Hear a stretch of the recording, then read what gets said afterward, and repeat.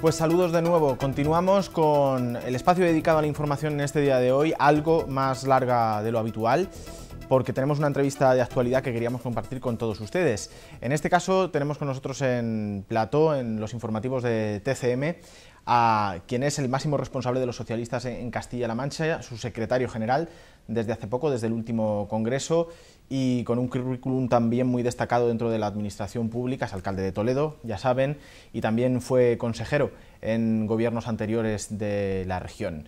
Él es Emiliano García Paje y le saludamos porque está hoy por aquí por nuestros estudios. Buenas, Emiliano. Muy buenas, un placer de verdad, un honor estar con ustedes. Ante todo, también un placer recibirle aquí por primera vez en nuestros estudios y preguntarle un poco pues, a qué se ha acercado por Albacete. ¿A qué le trae? ¿Cuál es su agenda? Pues tengo hoy contactos con varios colectivos y sobre todo con los medios de comunicación. Me he planteado hacer lo único que se puede hacer en Castilla-La Mancha si se quiere estar muy cerca de la gente, que es echar muchos kilómetros. Porque hay quien piensa que se puede estar cerca solo a través de los medios o solo a través de comunicación desde Toledo. Y sin embargo yo creo que es inevitable, con más internet, con más televisión o sin ella, pisar calle y estar con la gente. Y por tanto pretendo mantener un itinerario, un calendario permanente de visitas cada semana a varios sitios de la comunidad autónoma.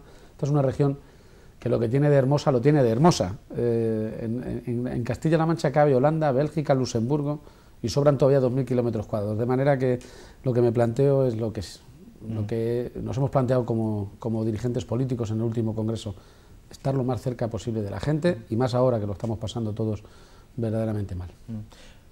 Siempre los políticos, aquellos que tienen responsabilidades fundamentalmente también en los gobiernos, en las administraciones, se refieren a la dispersión de la población precisamente y a las dimensiones de Castilla-La Mancha cuando hablan de las dificultades para elaborar un presupuesto, para mantener los servicios públicos. Sí. Y supongo que usted, que además tiene mucha experiencia dentro de gobiernos regionales también, coincidirá en ese análisis. Sin duda ninguna. No hay duda ninguna de que si Castilla-La Mancha, por ejemplo, hubiera incorporado, como estuvo a punto de pasar en el debate estatutario en el año 78, hubiera incorporado a Madrid, la región tendría una definición totalmente distinta.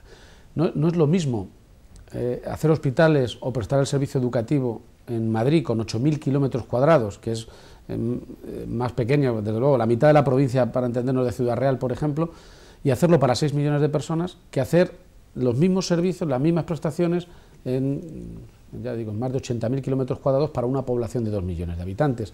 Es más, en esto no hay que caer en demagogia. La financiación, por ejemplo, de las administraciones, en concreto de las autonomías, va muy en relación también con el número de habitantes. Y en este caso, por ejemplo, hemos planteado, lo voy a insistir porque me parece esencial, que al menos desde el punto de vista del ejemplo de la práctica política, los cargos públicos de Castilla-La Mancha, es decir, los que administran nuestros cuartos, que por lo menos paguen los impuestos aquí. Algo que me parece sentido común, pero además está cargado de responsabilidad, porque para poder mantener la sanidad en Castilla-La Mancha, para poder mantenerla en Madrid, la sanidad, la educación en Castilla-La Mancha, no hay que pagar impuestos en Madrid. De esa manera se mantiene la sanidad y la educación, que es responsabilidad de Esperanza Aguirre. Vamos a plantearlo, el debate de la financiación, con seriedad, porque en estos momentos malo es que lo estemos pasando mal. Mucho peor es que nos engañemos a nosotros mismos, nos hagamos trampas en el solitario. Es esencial la financiación de los servicios públicos. Bueno, usted menciona el caso de aquellos que tienen responsabilidades públicas, pero también se pierde mucho dinero en impuestos, por ejemplo, en gente que vive en Toledo, como es el caso de su provincia, sí, y que va a trabajar a Madrid, o sí, por eso, bueno, provincias limítrofes como Guadalajara, Toledo. Claro, pero hay distintas realidades. Ojalá y todos pudiéramos tener el trabajo al lado de casa y los servicios públicos. La realidad es diferente, vivimos en un mercado abierto que es toda Europa, y vivimos desde luego en una nación como es la española, que tiene obligaciones y derechos iguales para todos, aunque no todos tenemos las mismas oportunidades, pero que nos permite tener nuestro domicilio fiscal casi donde queramos, ni siquiera vinculado a donde uno reside. Pero aquí se produce, como digo, un debate un tanto hipócrita, un tanto falso. Si se trata de prestar servicios en un territorio, hay que hacerlo con contando con los ingresos de quienes allí viven y quienes allí exigen estos servicios. De manera que el que haya gente que tenga que ir o al Levante desde Albacete o a Madrid desde Toledo a trabajar, o al revés, se produce un movimiento solo Madrid-Toledo de 3.000 trabajadores al día, pero también de gente que viene a trabajar a Castilla-La Mancha y que vive en Madrid. Como digo, eso no es óbice para que el domicilio fiscal esté vinculado a donde se exigen servicios, en este caso los esenciales, la sanidad, la educación. En la región debemos tener más de 50.000 personas que tributan fuera de Castilla-La Mancha y que, sin embargo, luego están aquí empadronadas para exigir sanidad, educación, y esto evidentemente tiene un problema de financiación que no podemos saltar.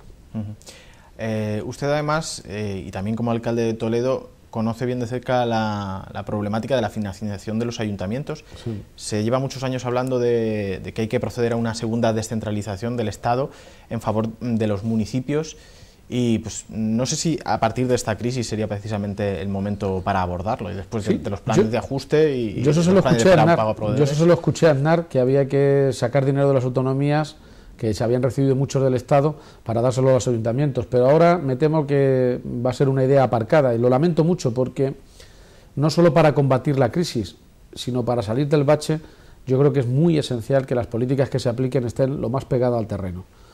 Los ayuntamientos no todos tenemos la misma situación, y este es un primer mensaje que hay que tener claro. Solo el Ayuntamiento de Madrid acumula la mitad de la deuda de toda España, de manera que no podemos pagar justos por pecadores.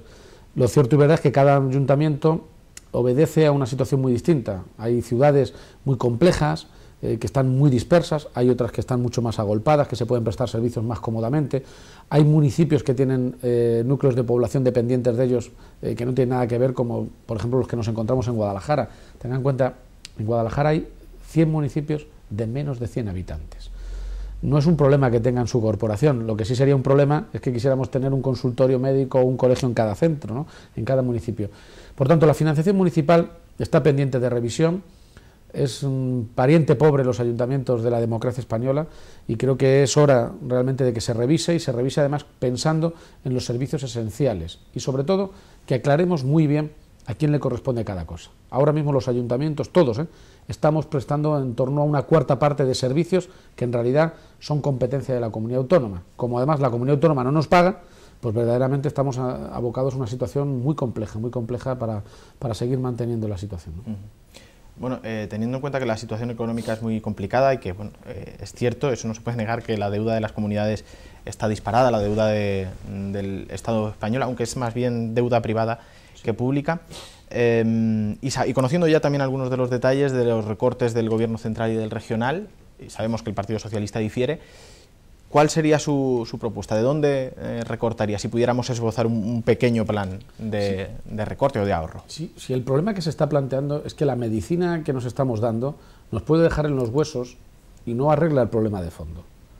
Queda en realidad muy bien decir vamos a hacer los gastos que se correspondan con los ingresos, pero es que hay que entender que si no producimos movimiento, que si no dinamizamos la actividad económica, si no consumimos, si la administración se para, a su vez la administración deja de recibir ingresos, que el día de mañana se transforman en más recortes. Estamos metidos en una espiral muy complicada. No se trata solo de utilizar los recortes como un mecanismo de compensación presupuestaria, se trata de que la coartada de la crisis está haciendo que desaparezcan o se den hachazos a muchos servicios públicos por aquellos que no creían en ellos de nunca.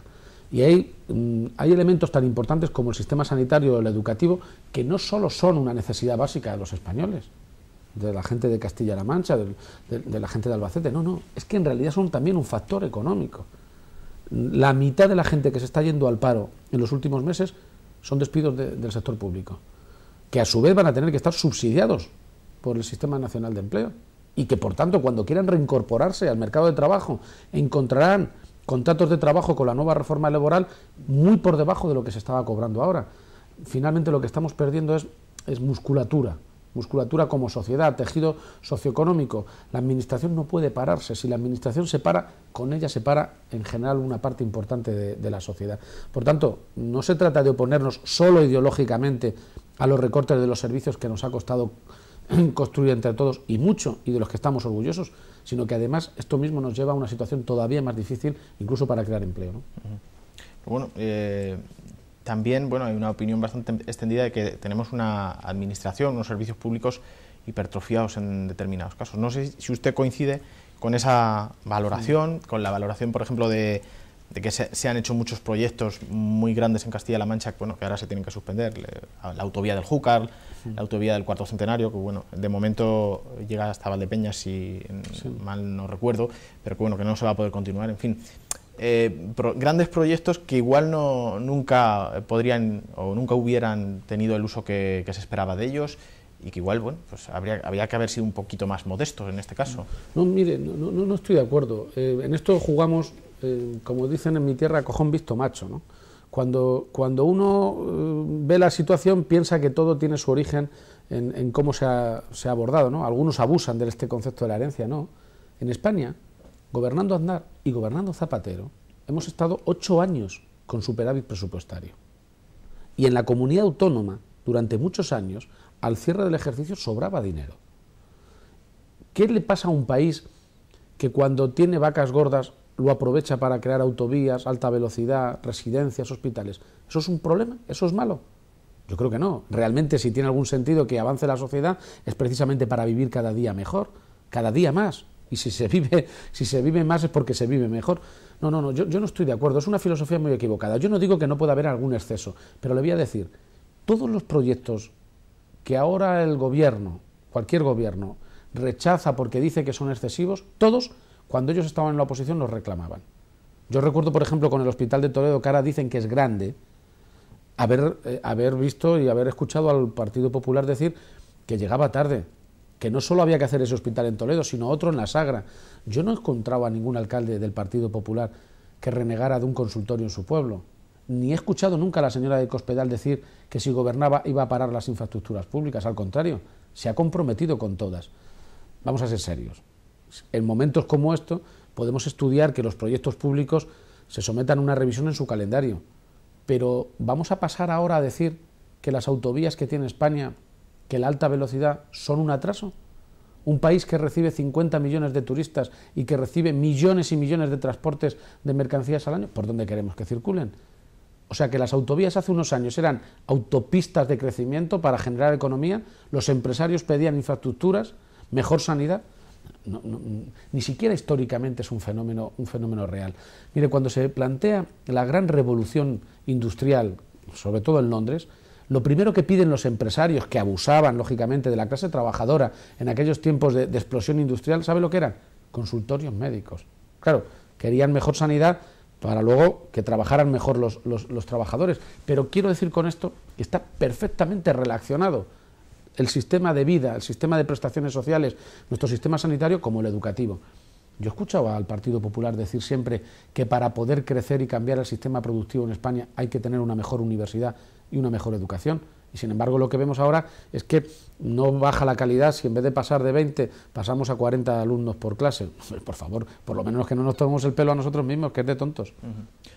El asunto es que luego estas infraestructuras, pues como los grandes hospitales de Tomelloso, Almansa, Villarrobledo en el caso de Albacete, Manzanares, también hay una comarca en el centro de la Mancha en que hay varios hospitales muy cercanos unos de otros. Hay que mantenerlos después, ¿no? Y claro, bueno, una vez que han caído los ingresos de la construcción, pues es complicado que la comunidad genere lo que demandan esos servicios. No, pero sí, yo puedo entender que haya quien piense de esa manera, pero no van a cerrarlos. Lo que van a hacer es recortarlos para privatizarlos, para que haya alguien que haga negocio con ellos. Yo puedo entender que alguien discuta que nos hemos ido mucho de gasto sanitario, es mentira. En España, en su conjunto, nos gastamos un 7% del Producto Interior Bruto en nuestro sistema sanitario. Gastamos en sanidad menos que los alemanes, que los ingleses o que los americanos. Y sin embargo aquí todo el mundo tiene derecho a la sanidad y además creo que podemos presumir de ser uno de los mejores sistemas del mundo. Bueno, yo me escuchaba a todos los partidos políticos decir que la salud es lo primero. No he escuchado nunca al Partido Popular ni a la señora del Cospedal decir que iba a cerrar ninguno de los hospitales.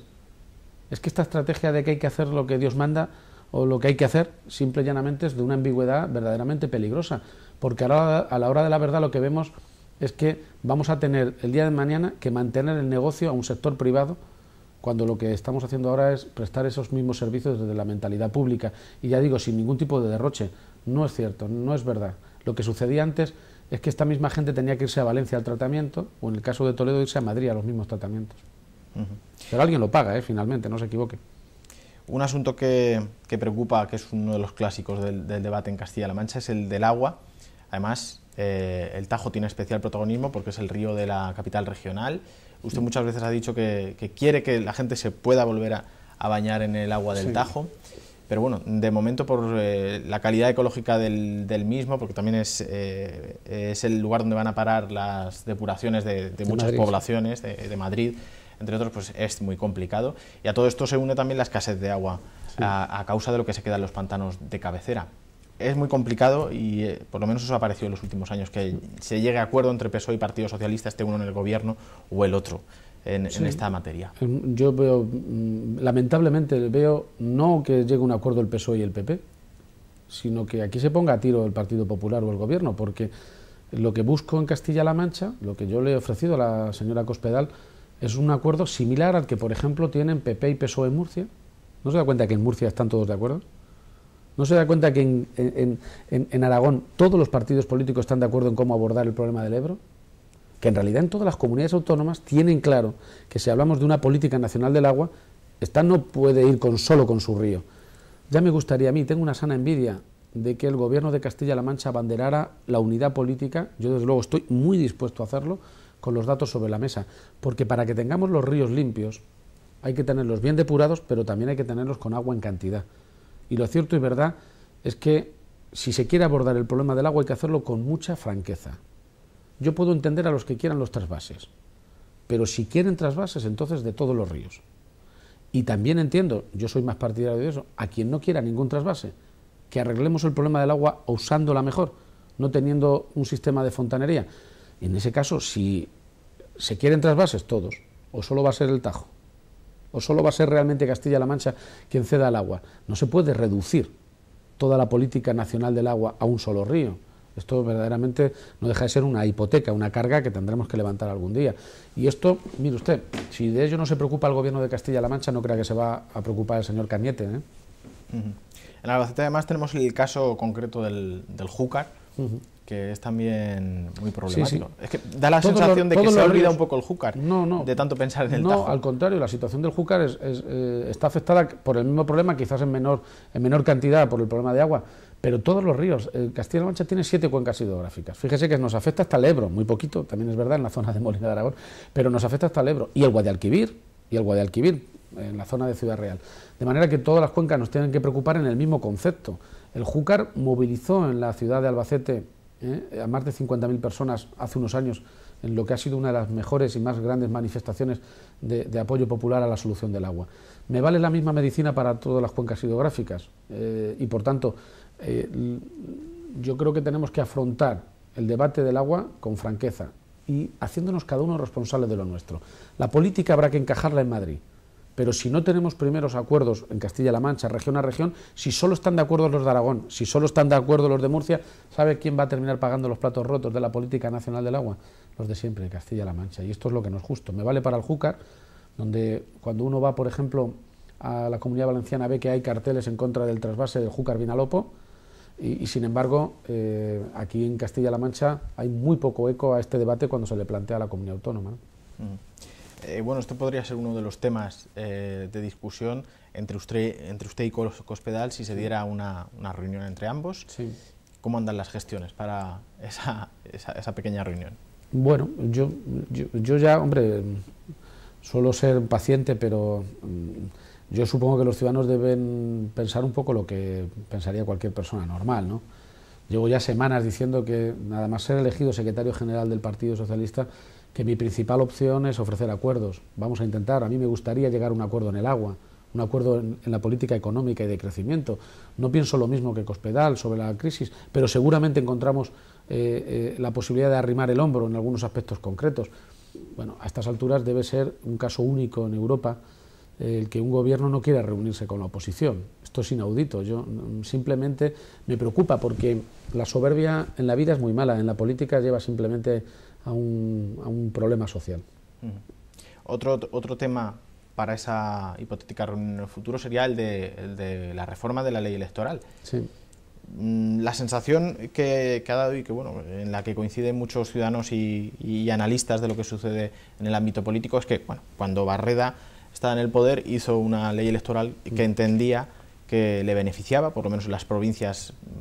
Esto luego falla, pero bueno, por lo menos en las provincias que en teoría son más favorables al Partido Socialista, y ahora Cospedal pues hace lo propio, pero al contrario.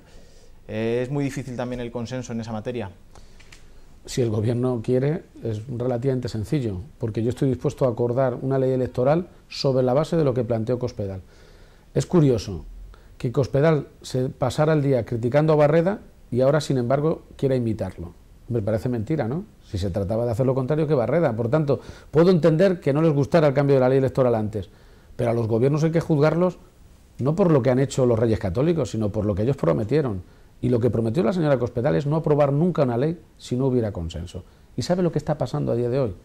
Que pasan las horas y no tienen ni siquiera el coraje político de convocarnos a una reunión con ella para hablar abiertamente. Yo estoy dispuesto a ofrecerle posibilidades de acuerdo sobre la base de fórmulas que ellos mismos plantearon antes.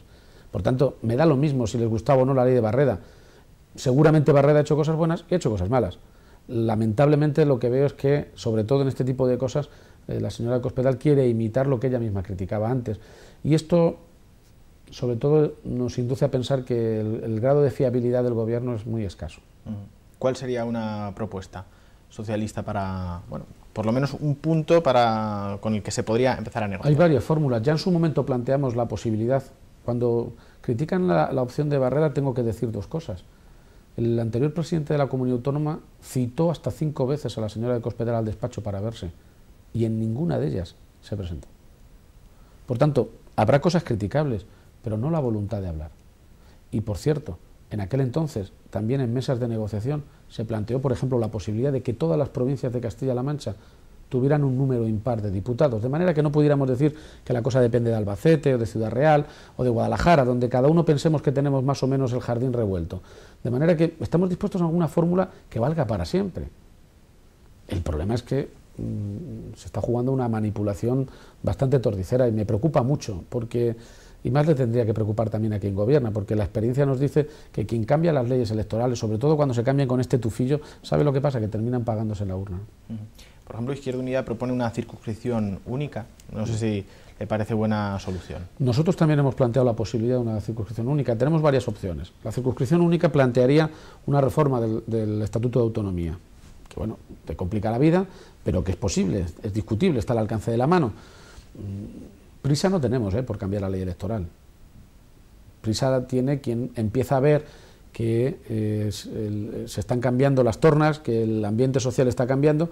Probablemente quien está empezando a notar una cierta distancia con la opinión pública, empieza a notar que se están atragantando, pues tiene prisas por cambiar la ley electoral. Yo creo que este último año, el año de gobierno de Cospedal, se está atragantando en Castilla-La Mancha para mucha gente. Mucha gente, si hubiera hoy elecciones, cambiaría el voto, muy claramente. Y eso, que lo saben en el gobierno, les hace procesar un cambio de ley electoral a ritmo vertiginoso. No tenemos prisa, podemos hablarlo con tranquilidad.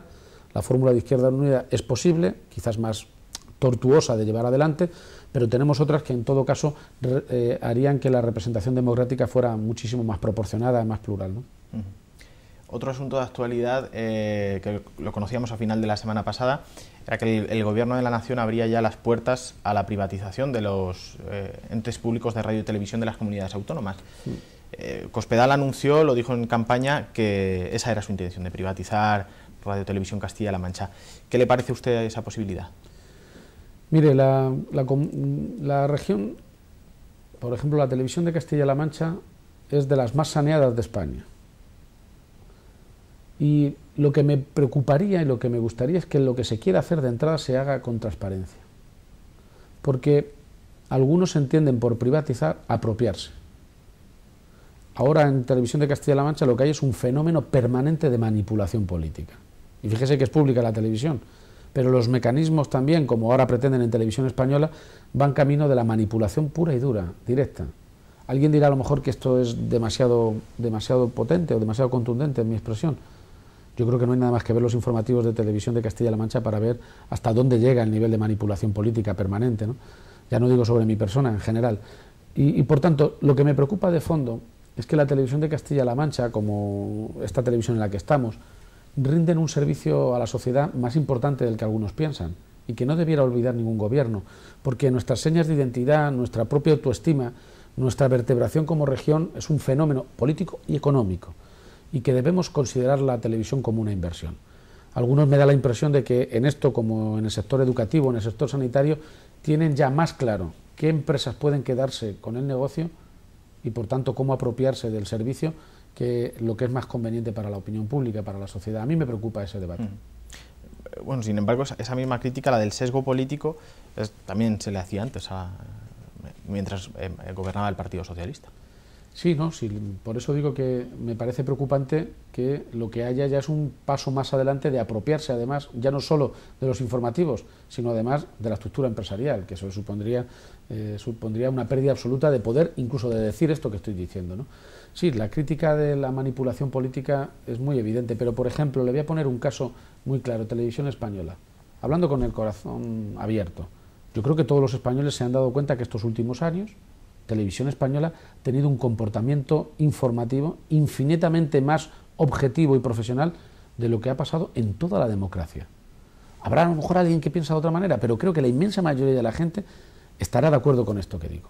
¿No le parece sospechoso que el mecanismo que nos hemos dado todos los españoles, que es que no se puedan cambiar las cosas si no es por acuerdo político, precisamente se rompa ahora con el abuso de la mayoría absoluta en el gobierno? Me parece grave, muy grave, porque estamos hablando de cosas muy importantes. Nos vamos quizás un poco lejos, pero bueno, igual nos puede servir para analizar un poco hacia dónde van las cosas o qué piensan los ciudadanos sobre las grandes políticas que se hacen en Europa. Le hablo de la primera vuelta de las elecciones presidenciales francesas, en las que ha resultado vencedor Hollande, socialista. No sé si les anima a ustedes como partido. No, bueno, yo creo que cada país vive una realidad muy diferente, ¿no? Es como si Hollande hubiera estado animado cuando gobernaba el PSOE aquí, seguramente no le servía de consuelo que Zapatero fuera el presidente del gobierno en España. Lo que sí tiene importancia es que frente a quienes pensaban que el modelo de la socialdemocracia era un modelo desterrado, ¿no?, enterrado definitivamente, se van a dar cuenta de que no solo no es así, sino de que es un camino distinto. Lo importante de lo que pasa en Francia es que quede claro que frente al monodiscurso que es Merkel, Sarkozy y aquí también Rajoy, frente a ese discurso hay un camino diferente. Hay un camino no solo en el terreno de la sociedad que queremos, sino en el terreno económico. Y eso es lo que verdaderamente me vale. Fíjese, hasta que gane Hollande en Francia puede ser bueno para el gobierno de España. Porque alguien se tiene que atrever a decirle a Merkel a la cara que lo que está haciendo nos conduce a una mayor ruina. A mí me encantaría que se lo dijera Rajoy, pero por si no se lo dice Rajoy, me gustaría que al menos alguien en Francia se lo pueda decir. Dejamos para el final también una pregunta sobre su responsabilidad como alcalde de Toledo, y precisamente sobre la forma que han tenido ahí en el consistorio de afrontar este momento económico con el plan de ajuste que han presentado. Se ha criticado el aumento de la recaudación vía tasa de basuras, como comentábamos hace un rato. Comparándolo con otros planes de ajuste de otros ayuntamientos de la región, de capitales de provincia, ¿cómo lo ve? Pero mire, nosotros hemos planteado una tasa, primero porque obliga la ley. El plan de ajuste que nos ha planteado los ayuntamientos Rajoy obliga a que se cobre por los servicios. Yo esa filosofía además no la critico. Es bastante difícil de entender que un ayuntamiento pida permiso para ir al banco a pedir dinero y no cobre por sus servicios.